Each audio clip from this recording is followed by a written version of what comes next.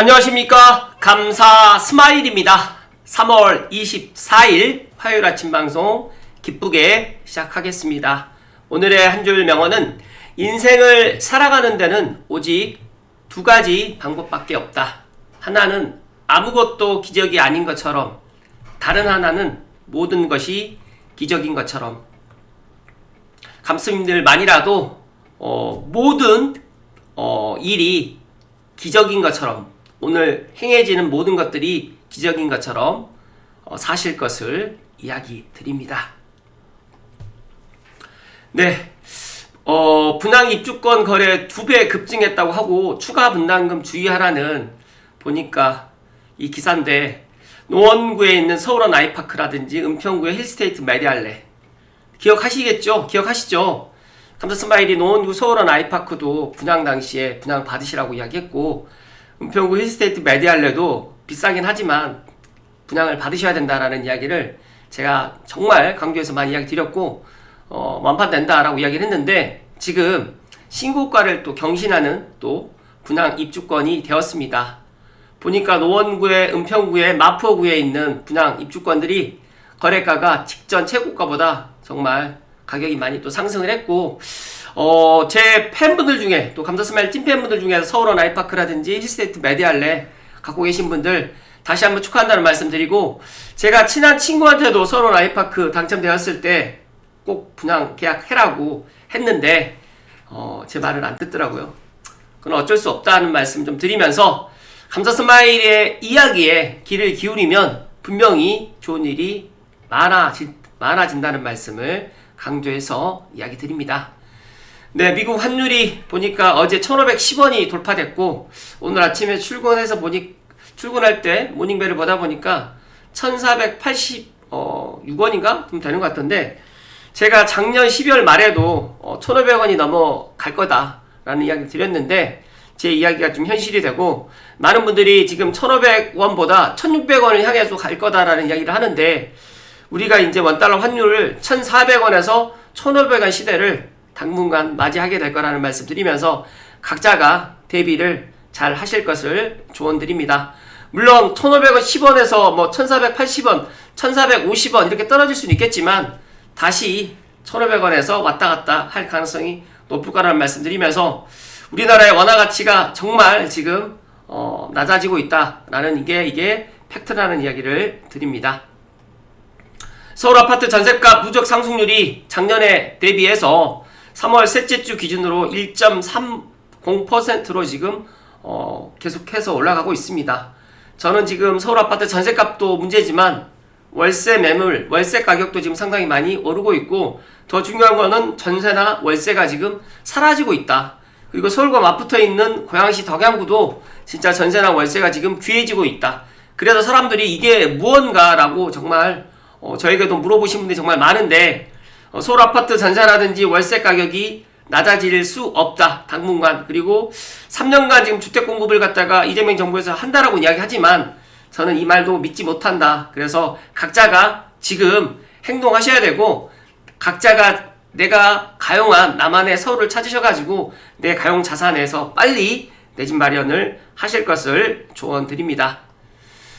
네, 오늘 제가 본론으로도 이야기 드릴 주제인데, 이재명 대통령이 성남 분당 아파트 매물로 내놨다라고 2월 27일 지난달에 이런 이야기를 했었잖아요. 그래서 청와대에서 부동산 정상화 의지를 지금 보이고 있다.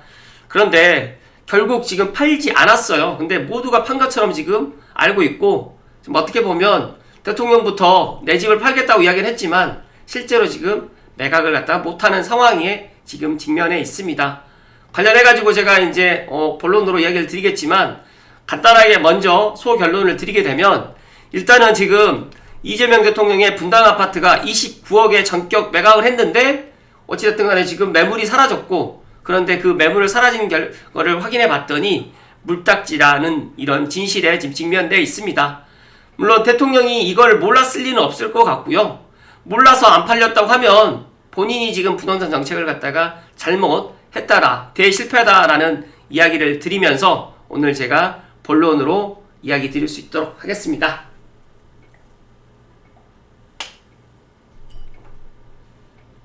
제가 본론으로 들어가기 전에 지금 많은 분들이 뭐 제 주변에 있는 분들도 집값이 너무 비싸다. 그리고 대중들은 집값을 내리겠다는 공약을 내거는 국회의원이라든지 대통령을 선호하게 될 수밖에 없고요. 집값을 내려줄 테니까 나를 뽑아줘. 각종 규제라든지 세금 폭탄을 해서 다주택자를 갖다 조져드릴 테니까 나를 뽑아주면 이런 것들이 해결될 거라고 생각을 하지만 기존에 있는 다주택자들, 그렇지만 사실 다주택자들도 아파트만 소유하고 있는 똘똘한 또 서울 핵심지의 다주택자들은 그렇게 많지가 않고 진짜 많아봤자 2주택, 3주택도 거의 없습니다.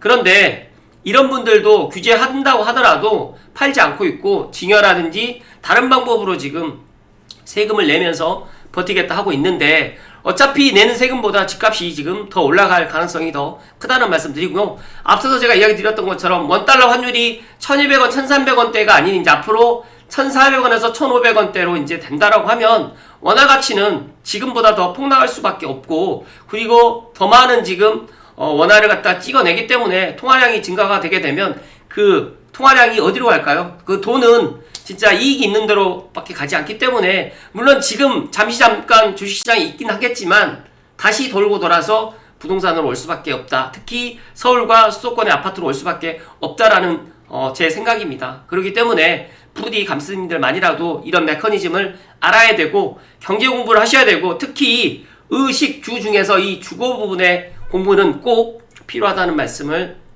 거듭 강조해서 이야기 드립니다. 다주택자들이 때려맞은 세금 규제, 전월세가에 반영시켜서 시장에 내놔도 임차가 맞춰지는데 진짜 놀라운 거는 이 전세 월세 상승률이 지금 역대급입니다.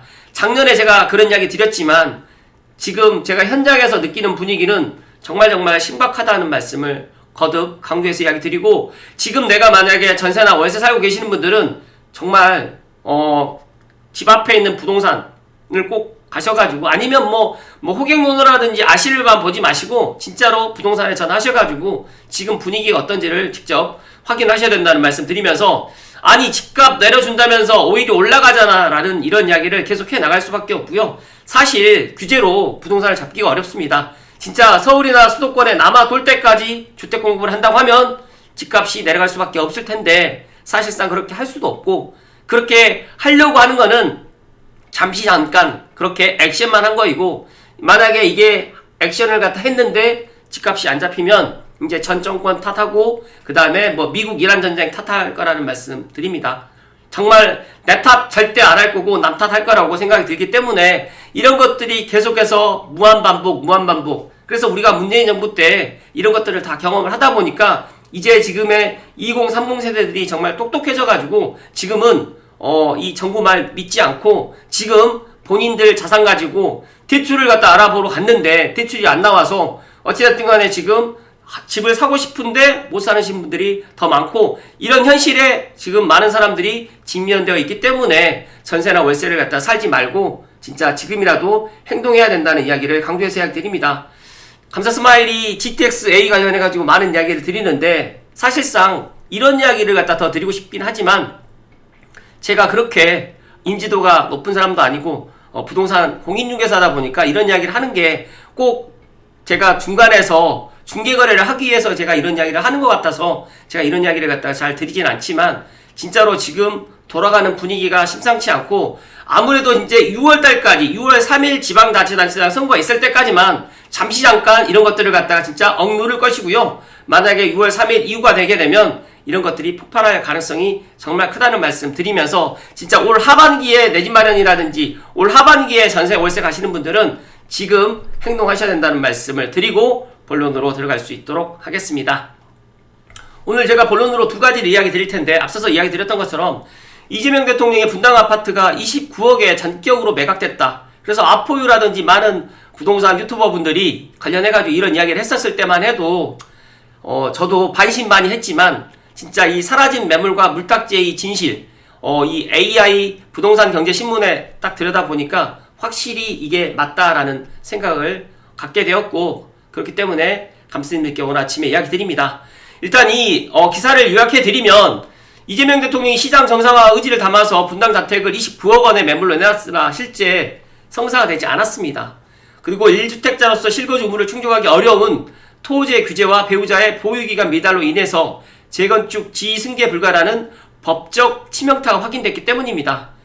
이게 무슨 뜻인지 잘 모르신다라고 생각을 하시면 이 표로 간단하게 설명을 드리면 이재명 대통령의 분당자택이 매각 불가 판정을 받았을 것이다. 왜냐하면 토지라든지 재건축 규제에 발목을 잡혔는데, 첫 번째로 규제 1이 1주택자 갭투자 매도 차단이라든지 세입자 만기 전 토가 불허로 되어 있고 1주택자 실거주 의무로 되어 있는데, 두 번째 이 규제 때문에 아마 집을 갖다가 매도를 못했을 것 같아요. 왜냐면 재건축 조합원 지위승계를 해야 되는데 매수인이 이 조합원의 지위승계를 불가합니다.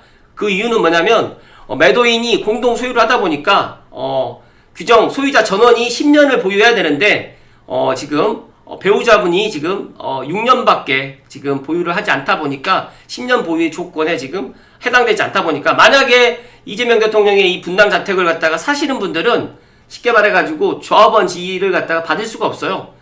쉽게 말씀드려가지고 물딱지가 되는 겁니다. 물딱지라는 게 뭐냐면 재건축에 대한 조합원 지위를 승계받지 못하고 현금 청산이 되다 보니까 이런 것들을 알고 중개거래를 할 수가 없잖아요. 부동산 공인중개사 입장에서는. 그러다 보니까 아무래도 이게 매각이 지금 안 되는 것이다 라고 보시면 될 것 같습니다.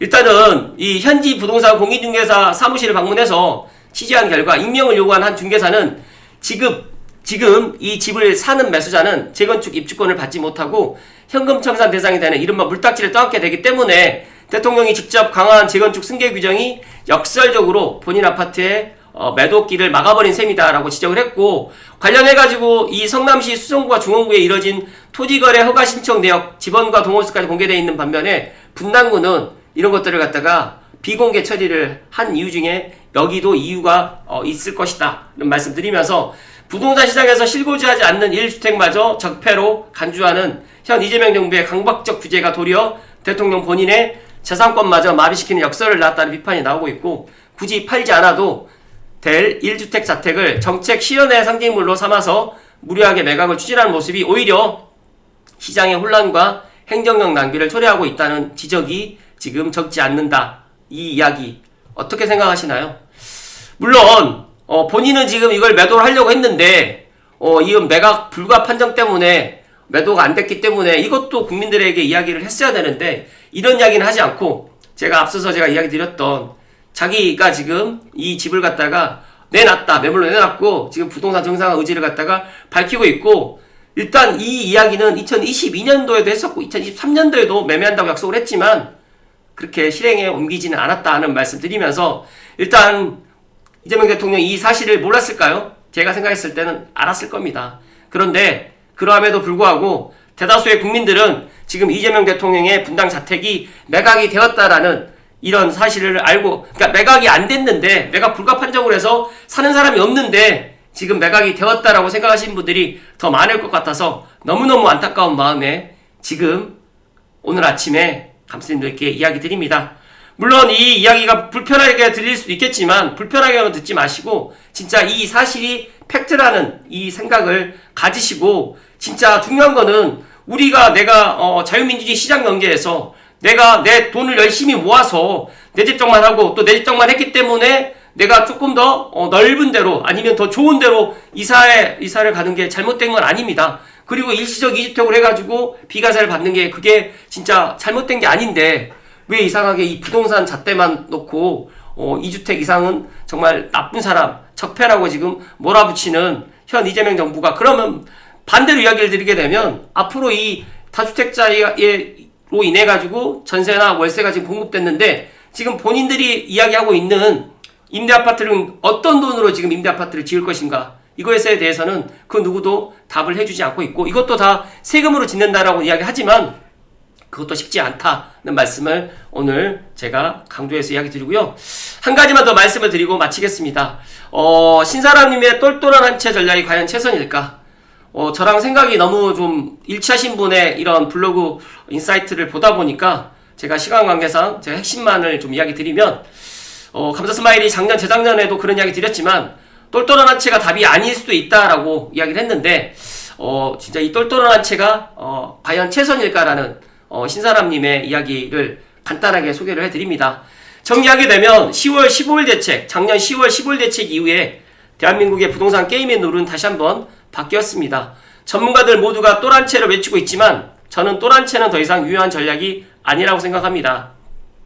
2018년 4월 양도세 중과 시행 당시에도 모두가 똘똘한 한채가 최고의 전략이라고 말했지만 하지만 결과는 다주택자의 승리였다. 장기전에서 살아남으려면 다주택 포지션을 유지하되 보유세를 감당할 현금 흐름을 확보해야 된다. 누군가는 묻습니다. 왜 굳이 어려운 길을 가려고 하는가? 어려운 시기에 개인은 개인의 영역에서 답을 찾아야 되고 그리고 감스님들만이라도 스스로에게 질문해 보시기 바랍니다. 나는 보유세를 감당할 수가 있는가? 나의 대전 상대는 누구인가?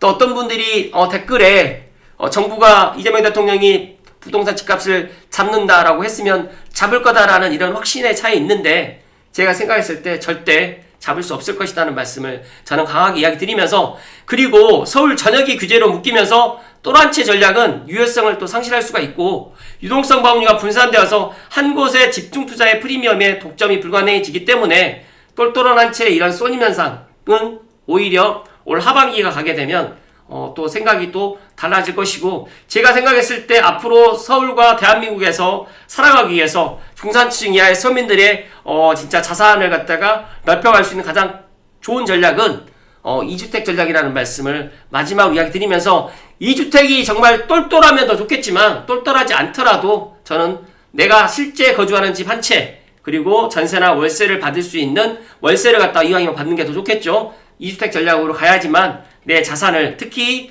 유동성이 너무 풍부해지고 원화 가치가 지금 하락하는 이런 시기에 내 자산을 갖다 지킬 수 있는 전략은 2주택 전략으로 가져가셔야 된다는 말씀을 마지막으로 이야기 드립니다.